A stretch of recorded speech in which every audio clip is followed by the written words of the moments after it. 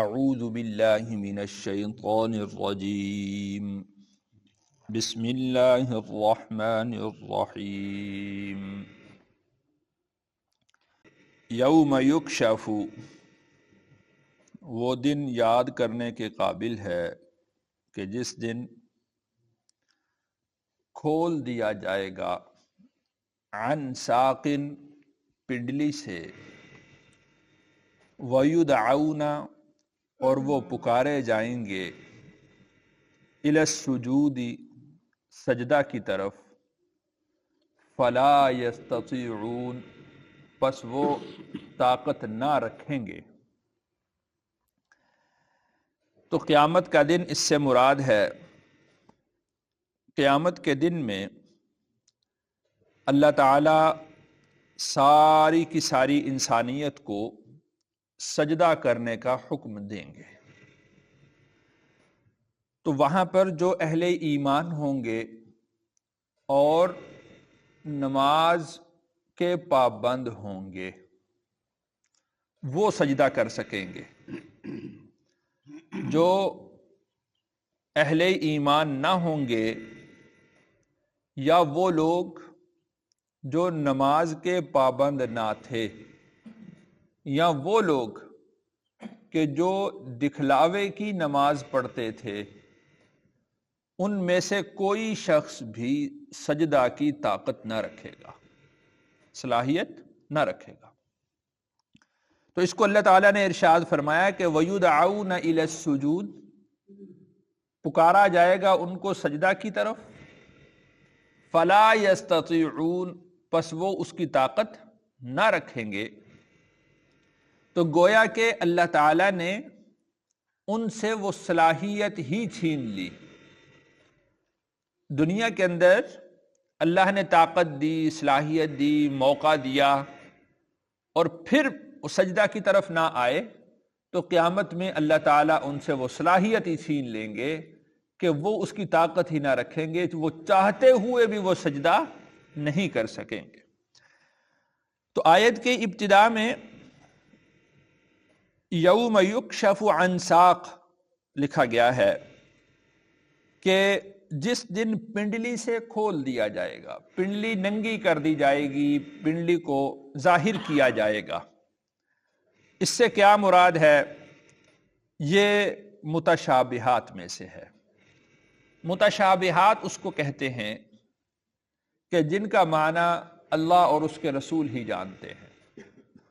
سورۃ آل عمران میں اللہ تعالیٰ نے اس کو ذکر فرمایا ہے کہ اللہ تعالیٰ نے کچھ محکم آیات نازل فرمائی ہیں اور کچھ متشابہات نازل فرمائی ہیں۔ محکم آیات وہ ہیں کہ جس کے معانی، جن کا مفہوم وہ بالکل واضح ہے، اور کچھ آیات ایسی ہیں کہ ان کی تعویل سوائے اللہ تعالیٰ کے اور کوئی نہیں جانتا، ان کو متشابہات کہا جاتا ہے۔ اب اسی طرح آپ دیکھتے ہیں کہ قرآن مجید میں اللہ تعالیٰ نے ہاتھ کا ذکر فرمایا ہے۔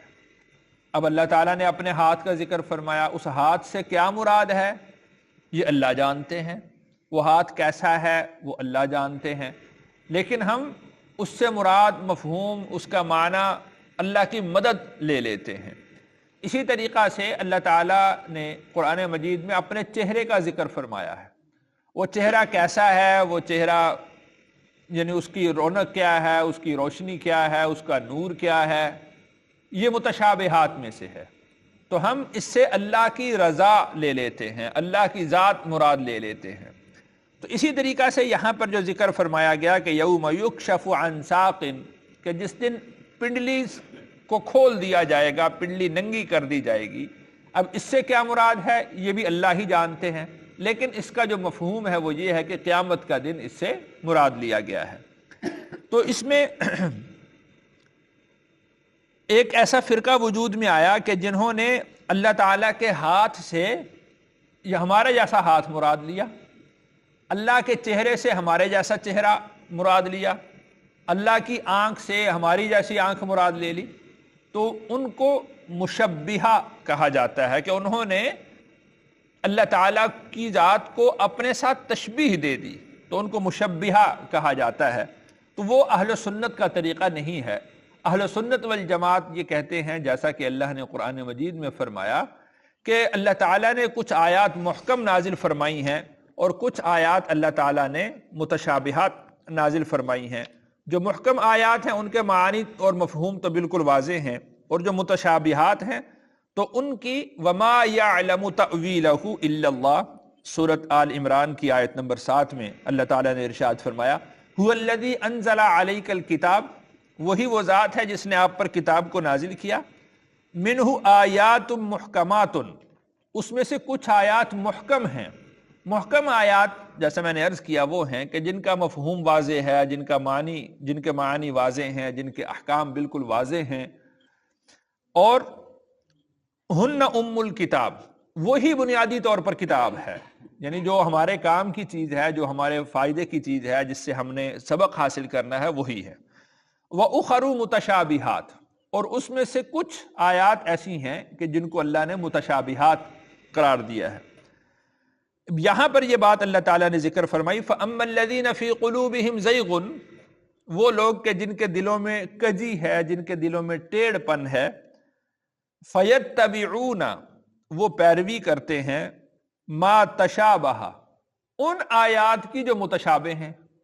محکم آیات کو چھوڑ دیا اور متشابہ آیات کے پیچھے لگ گئے، اور ان کا معنی اور ان کا مفہوم اور ان کی تفسیر تشریح اس کے اندر وہ لگ گئے، حالانکہ اس کی پیروی کا اللہ تعالیٰ نے ہمیں حکم نہیں دیا۔ منہ ابتغاء الفتنة وابتغاء تأویلہ، کہ اس سے وہ فتنہ تلاش کریں، اس کی وہ تفسیریں کریں، حالانکہ وما یعلم تأویلہ الا اللہ، ان کی تعویل، ان کی تفسیر سوائے اللہ کے کوئی نہیں جانتا۔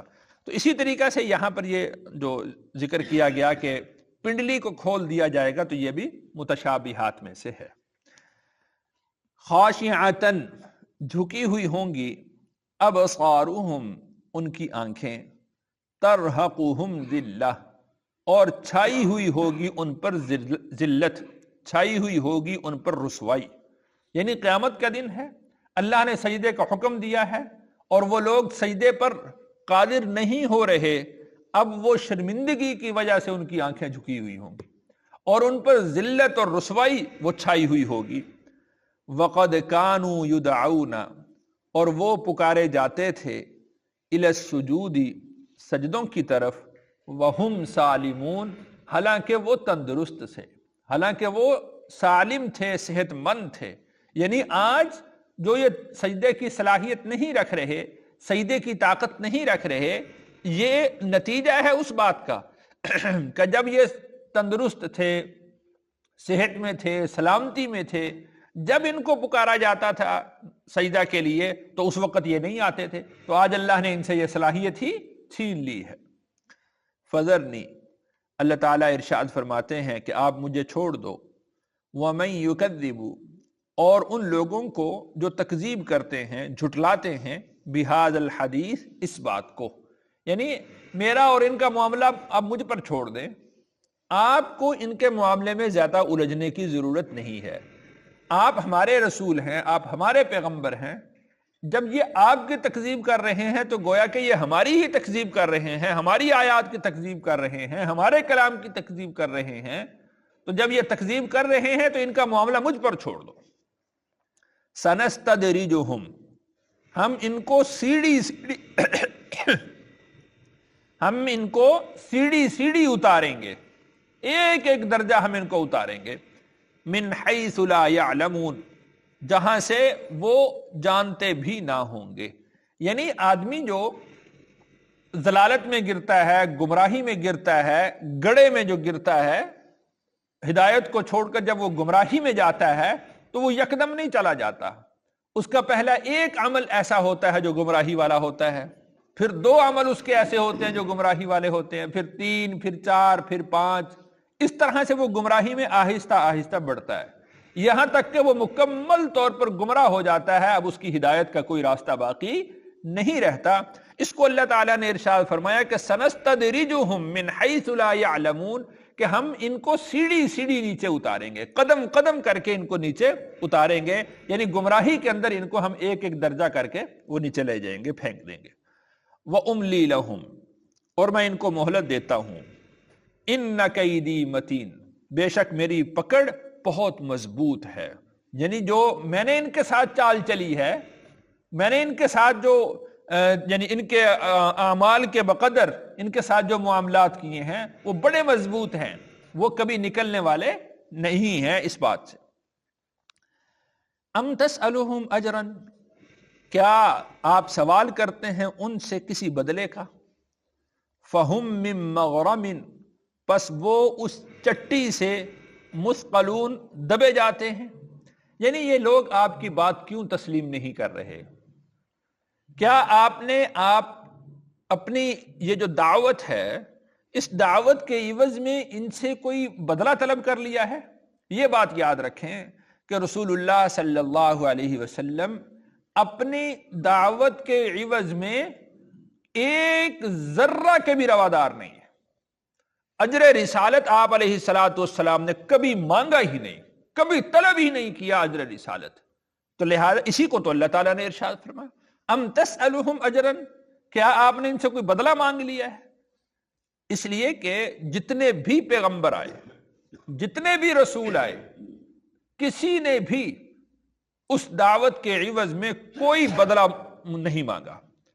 ہر نبی کا، آپ قرآن پاک میں ان کا تذکرہ پڑھتے ہیں، ہر نبی نے یہی بات کہی ہے، قل لا اسألکم علیہ اجرا، اے میری امت میں تم سے اس بات پر کسی اجر کا مطالبہ نہیں کرتا، کسی بدلے کا سوال تم سے نہیں کرتا. یہ اللہ کی طرف سے ان کو حکم ہوتا تھا، آپ ان کو کہہ دیں.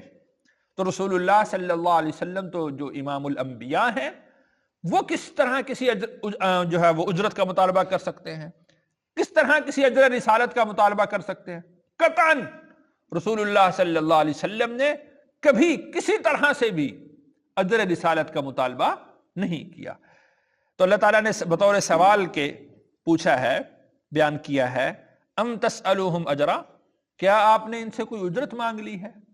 فہم من مغرم، پس وہ اس چٹی سے، یعنی اگر کسی پر کوئی یعنی جرمانہ لگا دیں تو وہ چٹی ہی سمجھی جاتی ہے نا، تو وہ اس چٹی سے، اس تاوان سے مثقلون، وہ دبے جاتے ہیں کہ وہ تاوان ادا نہیں کر سکتے، تو لہٰذا وہ کہتے ہیں کہ ہم آپ کی نبوت کو تسلیم نہیں کرتے.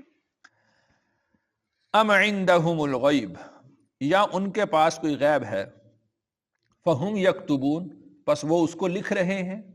یعنی اس کے لکھنے کا مطلب یہ ہے کہ پھر ان کو آپ کی ضرورت نہیں. یعنی قرآن کے علاوہ ان کے پاس کوئی غیب آتا ہے، قرآن کے علاوہ ان کے پاس کوئی احکام آتے ہیں تو وہ اس کو لکھ رہے ہیں، اور اس کے لکھنے کی وجہ سے ان کو آپ کی ضرورت نہیں رہی. فاصبر، پس آپ صبر کیجئے، لحکم ربک، اپنے رب کے حکم کا، ولا تکن، اور آپ نہ ہو جائیے، کصاحب الحوت، مچھلی والے کی طرح. یہ اشارہ ہے حضرت یونس علیہ السلام کی طرف کہ آپ ان کی طرح نہ ہو جائیں. اذ نادا، جب انہوں نے پکارا، وہو مکظوم، اور وہ غصے میں بھرے ہوئے تھے. یعنی جب ان کی قوم نے، یونس علیہ السلام کی قوم نے یونس علیہ السلام کی بات تسلیم نہیں کی، ان کی دعوت کو قبول نہیں کیا، تو دعوت کو قبول نہ کرنے کی وجہ سے ان کو غصہ آیا، اور اللہ تعالیٰ کی طرف سے بھی فیصلہ ہونا تھا کہ ان پر عذاب آئے گا یا عذاب نہیں آئے گا. اللہ تعالیٰ کے یعنی فیصلے سے پہلے حضرت یونس علیہ السلام نے اپنی بستی چھوڑ دی تھی. تو آپ حضرات جانتے ہیں کہ جب وہ بستی میں چھوڑ کر نکلے تو کشتی میں بیٹھے، تو پھر وہ کشتی ڈولنے لگی، تو جو بلّہ تھا اس نے کہا کہ تم میں سے کوئی ایسا شخص ہے کہ جو اپنے مالک کا نافرمان ہے، تو لہٰذا وہ جو کشتی سے اتر جائے. تو حضرت یونس علیہ السلام، وہ کرہ ڈالا گیا، تو حضرت یونس علیہ السلام کے نام نکلتا تھا بار بار، لیکن چہرے سے تو نظر آتا تھا کہ یہ تو ایسا شخص ہو نہیں سکتا کہ یا تو یہ غلام ہو، یا یہ اپنے مالک کا نافرمان ہو، یا مالک کی سرکشی کر کے آیا ہو. تو حضرت یونس علیہ السلام کو پھر وہ معلوم ہوا کہ ہو اللہ کی طرف سے مجھے وحی تو آئی نہیں تھی کہ تم بستی چھوڑ کر چلے جاؤ، اس لیے کہ نبی بغیر اللہ کے حکم کے بستی بھی نہیں چھوڑ سکتا. تو پھر یونس علیہ السلام نے اس کشتی سے چھلانگ لگائی، تو پھر وہ مچھلی نے ان کو اپنے منہ میں لے لیا، اور وہ 40 دن تک حضرت یونس علیہ السلام مچھلی کے پیٹ میں رہے. تو پھر یونس علیہ السلام نے مچھلی کے پیٹ میں اللہ تعالیٰ سے دعا کی، تو پھر وہ مچھلی نے ان کو دریا کے کنارے پر آ کر اگل دیا. حضرت یونس علیہ الصلوۃ والسلام وہ دریا کے کنارے پر آ کر رہے. اللہ تعالیٰ نے وہاں پر بیل اگا دی، کدو کی بیل. اس کدو کی بیل سے ان کے اوپر وہ چھاؤں ہو گئی. پھر کچھ عرصہ کے لیے حضرت یونس علیہ الصلوۃ والسلام وہیں پر رہے، اور ان کی وہ کیفیت ایسی تھی جس طرح کے نیم مردہ کیفیت ہوتی ہے.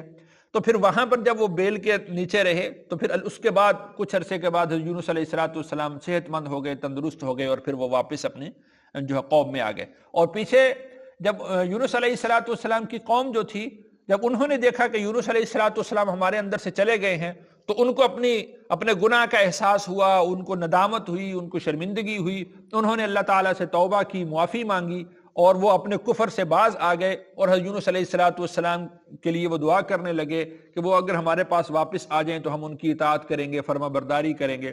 تو اس طرح سے دونوں طرف سے معاملات چل رہے تھے. پھر یونس علیہ الصلوۃ والسلام واپس آئے اور پھر اپنی قوم کے اندر وہ رہنے لگے. اب اس واقعے کو اللہ تعالیٰ نے صرف 2-3 آیات کے اندر یہاں پر بیان فرمایا ہے کہ وَلَا تَكُنْ كَصَاحِبِ الْحُوتِ، آپ اس مچھلی والے کی طرح نہ ہو جائیں. اِذْ نَادَا وَهُوَ مَكْظُومٌ، کہ جب انہوں نے دعا کی، انہوں نے پکارا اللہ کو اس حال میں کہ وہ غصے سے بھرے ہوئے تھے کہ قوم نافرمان ہو چکی تھی. لولا ان تدارکہ، اور اگر نہ لے لیتی ان کو نعمت من ربہ، ان کے رب کی نعمت، لنبذ بالعراء، تو وہ تو پھینک دیے گئے تھے چٹیل میدان میں، وہو مذموم، الزام لگا کر.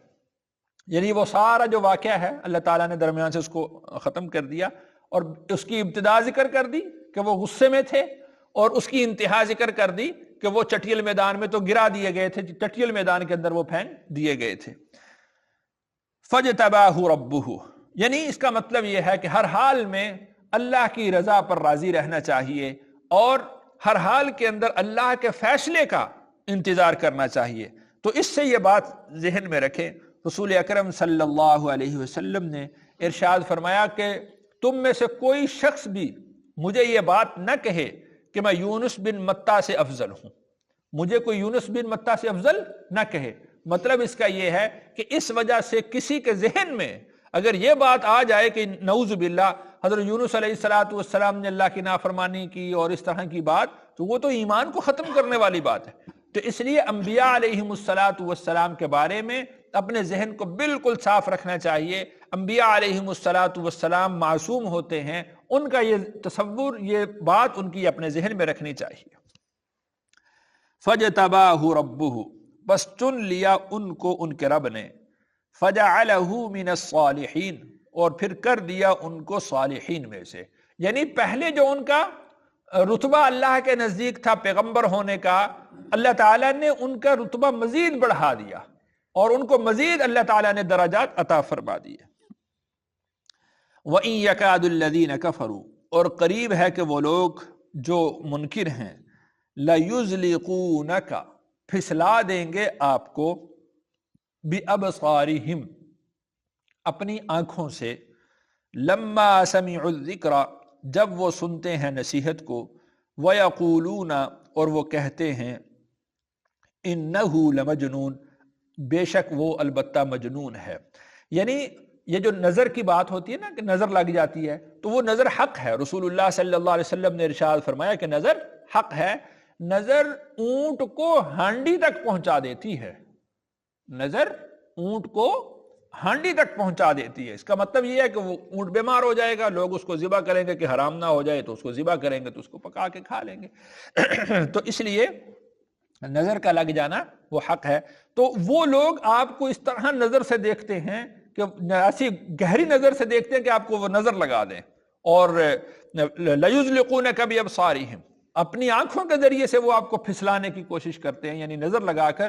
یعنی آپ نعوذ باللہ بالفرض ایک آپ صلی اللہ علیہ وسلم حالت صحت میں جس طرح دعوت کا کام کرتے ہیں، جس طرح لوگوں کے اندر جاتے ہیں اور بات کرتے ہیں، اگر نظر لگ جائے آپ پر، یعنی وہ آپ بیمار ہو جائیں، آپ کو جسم کے اندر تکلیف شروع ہو جائے، تو وہ محنت نہیں کر سکتے جس طرح کی حالت صحت میں وہ کر سکتے ہیں. لیکن اللہ تعالیٰ کی مدد اور نصرت رسول اللہ صلی اللہ علیہ وسلم کی شامل حال رہی. تو وہ یہ چاہتے ہیں کہ وہ آپ کو اپنی نظروں سے پھسلا دیں، اپنی نظر لگا دیں. لما سمعوا الذکر ویقولون انہ لمجنون، جب وہ نصیحت کو سنتے ہیں تو وہ کہتے ہیں کہ البتہ یہ تو مجنون ہے۔ اور یہ بات میں پہلے عرض کر چکا ہوں کہ جس کو جنون ہوتا ہے اس کو مجنون کہتے ہیں، اور جنون کا معنی کیا ہوتا ہے؟ عقل کا معوف ہو جانا، عقل کا زائل ہو جانا۔ اور عقل کا زائل ہو جانا کس بات کا نتیجہ ہوتا ہے؟